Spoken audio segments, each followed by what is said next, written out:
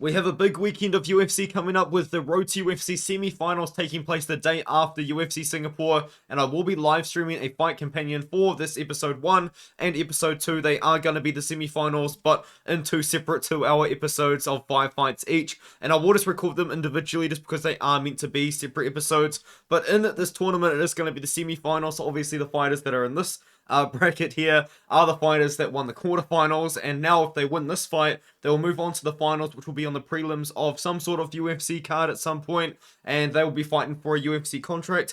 To my understanding, though, as well, I do believe some Road to UFC losers are also offered a contract as well, so no matter who wins these fights, they probably could be in the UFC, so it should be pretty fun to watch them, and I will be, as I said, doing a live fight companion. But before we do get into the predictions, you do have my 125% sign-up bonus there, and my 3-day free trial for the We Want Picks premium membership. And now let's get into it. So we've got a bonus fight to start it off. Peter Danaso taking on Nyamjagal Tumamin Dembarel. And in this matchup here, it is going to be a bonus fight. These guys are not going to be fighting in the tournament. They do the 4 tournament fights and then a bonus fight as well. They've got that for the next episode as well and have done for the previous episodes. So this is kind of like a Dana White's Contender Series fight. And I think that we probably could treat this fight as a Dana White's Contender Series fight, because not always when a Road to UFC winner wins do they get signed to the UFC. But both of these guys fought on Road to UFC just 2 months ago and are turning around again to fight against each other. So I do believe that the winner of this fight probably will be in the UFC and signed to the UFC, which should be fun because they're both very, very exciting fighters in different ways. But this is going to be a close fight. There are no odds released for this fight whatsoever. But it's going to be interesting because Nyamjagal, he's got power on the feet, man. He knocked out this guy called Mizuki Watanabe in like 7 seconds. Then he took on Topnoi Karam, and I picked Topnoi Karam to win that fight. I actually thought that Topnoi Karam did win the fight, but it was a very, very close fight where Nyamjagal, was very sloppy on the feet, but he was able to do a lot of wrestling and grappling, and Topnoi was just not able to defend the takedowns. Now, Peter Danaso is actually a very close friend of Topnoi Karam and a training partner, so I'm sure the guys over in Thailand are going to be trying to sort out a way to defeat Nyamjagal with Peter Danaso. And I'm actually going to pick Peter Danaso in this matchup. Very, very low confidence pick. I was not very high on him when he took on Sim Kai Jong, just because he hadn't really been beating the best guys in the world. He's also very inexperienced, quite unknown to me as well. And he went out there and just knocked out Sim Kai Jong with a crazy flying knee. He looks really, really good. And I believe that if Peter Danaso does have the takedown defense to defend the takedowns against Nyamjagal, he is going to look so, so good on the feet. He's going to be the much, much better striker. Now, Nyamjagal, incredibly powerful striker, absolutely crazy one-punch KO power, but he's just not going to be as technical on the feet as Peter Danaso, who has shown to be a very good Muay Thai striker with a great Muay Thai background. So give me Peter Danaso to win this fight by knockout as a very, very low confidence pick. Most people are also actually kind of going with Danaso. It's a 50-50 pick. That kind of tells you how close it is, but I'm going to go with Danaso by KO here. I'm going to pick him. I think he does get it done. Now we can move on to the next matchup. You've got Ray Saruya taking on Mark Climaco. And I think that Mark Climaco could be a very popular pick. But Ray Saruya, I'm going to pick him to win this fight. It's pretty risky though, but I do believe he gets it done. I am so high on Ray Saruya. I think he is such a good prospect. And I do believe he might have a good style to defeat Mark Climaco. But the problem is as well, I think Mark Climaco might have a very good style to defeat Ray Saruya.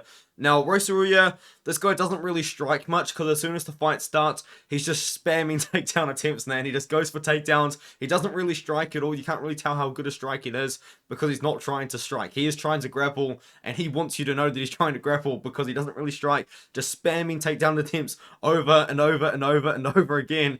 And I do believe that eventually he probably can get Mark Climaco down to the ground, and if he does, Ray Saruya's grappling is so high level. It's absolutely crazy how good this guy is at grappling. But when it comes down to it, I'm pretty sure Mark Climaco was going to be a better striker than Ray Saruya. Mark Climaco was able to outstrike Jun Hyung Lee, who was a pretty good striker himself and was able to win by decision in that matchup there. Mark Climaco does have good wrestling. He probably actually has better wrestling than Ray Saruya, but I do just see Ray Saruya spamming takedowns, as I said, and I do think he is going to get one of them and get the fight down to the ground. We're going to pick Ray Saruya to win this matchup by submission. It actually seems like most people are on Saruya. I did not expect that at all. I haven't looked at the Tapology votes. There are no odds out yet to kind of give a little bit of kind of thought, but I'm going to go Saruya by submission. This guy is so good at grappling. It's absolutely insane. Now we can move on to Jia Yi taking on Sang-Won Kim. Jia Yi actually fought on the Road to UFC tournament last year and actually made it all the way to the finals. and he took on Jung Young Lee in a decision which he probably could have won that fight.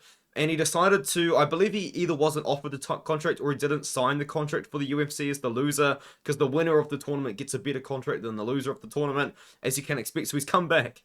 And he took on Wuziabeki Jiahefu, who took him on short notice, and he was able to deal with Jiahefu pretty easily. Now, Jiahefu did take him down, but then out of nowhere, Jia Yi kind of pulled up a submission and looked really good in that matchup. Sang-Won Kim, he beat one of my favorite fighters, man. He beat Keisuke Sasu. If you guys don't know, I love Keisuke Sasu. I'm a big fan of Keisuke Sasu. And he knocked him out. He knocked out Keisuke. Now, he wasn't winning that fight until he did get the KO. But in this matchup, I'm going to go Jia Yi. I do think that Jia Yi is better than Sang-Won Kim. I know that's a pretty terrible breakdown, but that genuinely is how I feel. Now, Jia Yi does have a somewhat padded record, but he has fought some really good guys within those 27 fights that he has had. And he has actually beaten a couple good guys on road to UFC as well. Koyomi Matsushima had a pretty good run at one championship, and he beat Keisuke Sasu himself. I'm going to go with Jia Yi to win this matchup against Sang-Won Kim by submission. I think he is going to be the much better grappler in this fight, so give me Jia Yi by submission in this matchup. It seems like 98% of people are with Yi. That kind of tells you that maybe my breakdown wasn't that terrible. Maybe Jia Yi just is a little bit better than Sang-Won Kim. And this fight is very interesting. It's going to be Seung-Guk Choi taking on Jinny Ishii. And Jinny Ishii, he is a wrestler, you know. And Seung-Guk Choi took on, it was Sumit Kamara in his last fight. And in my opinion, I don't think that Seung-Guk Choi actually looked that great in that fight, considering that I actually picked Seung-Guk Choi to win the whole thing last year when I picked him to actually defeat Hyun-Sung Park. And he was potentially on his way to beating Hyun-Sung Park, but he got caught in a submission at the third round. He did look very, very good in his run in the Road to UFC tournament last year, where he did beat Ramasapandi by decision. He beat Kilun, who was one of the favorites to win the whole thing. And then he did lose to Hyun-Sung Park, who's a great fighter and is in the UFC right now. But then he took on Sumit Kamar, and I really thought he was going to be able to deal with Sumit Kamar pretty easily. Sumit Kamar had not fought very good competition at all. And he kind of struggled a little bit with the way that Kumar was fighting. Kumar was going out there just spamming hooks. He didn't really have anything other than hooks on the feet and going for takedowns very often. And Jinny Ishii is probably going to go for a very similar sort of style, because that's what he does. He took down Billy Pasilatan and was able to ground and pound him out in that matchup. But before that, you know, he's not really beating the best guys in the world. But it's going to be a weird stylistic matchup for Seung-Guk Choi to deal with, because he did just take on, in my opinion, a worse version of Jinny Ishii in his last fight and didn't look that great doing it. But I do believe that Seung-Guk Choi is going to be the better striker, and I do trust Seung-Guk Choi to be able to defend the takedowns and keep the fight on the feet. So I'm going to go with Seung-Guk Choi to win this fight by decision. So give me Choi to win by decision in this matchup here. And now we've got Lee Kai-Wen taking on Koya Kanda. I picked Lee Kai-Wen to win the whole thing before the season even started, and I still stand by that. I do genuinely believe that Lee Kai-Wen is going to win the whole thing. You guys didn't like the pick. There was a lot of comments kind of along the lines of, why have you picked a guy with a 10-5 record to win the whole thing? Records are for DJs. Trust me, Lee Kai-Wen is a much better fighter than his record suggests, and I think we saw it in his last fight where he went out there and knocked out Liu Kai in like 90 seconds. It was absolutely insane.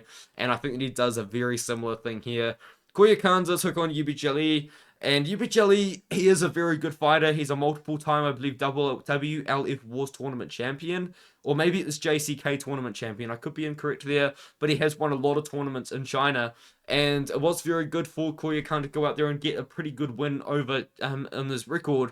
But I'm pretty confident Lee Kai-Wen is going to knock him out within a round, man. I mean, the way that this guy fights, just kind of everything about Lee Kai-Wen. He's such a good and powerful striker. I think he just goes out there and knocks out Koya Kanda in round number 1.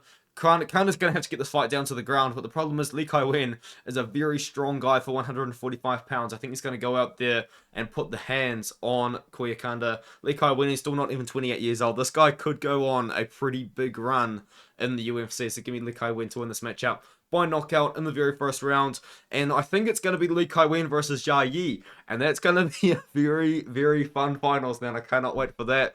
But, yeah, let me know what you guys think in the comments below. Those are my picks for the episode number 1 of Road to UFC Singapore. Just to say it again, I believe for like the 3rd time. I'm sorry. I think I said it twice in the intro. I will be live during this. You can watch my live reactions, talk about the fights with me during the fights as they are happening. So once again, do let me know what you think of my picks in the comments below. Do you agree? Do you disagree? Are you looking forward to this tournament? Personally, I am.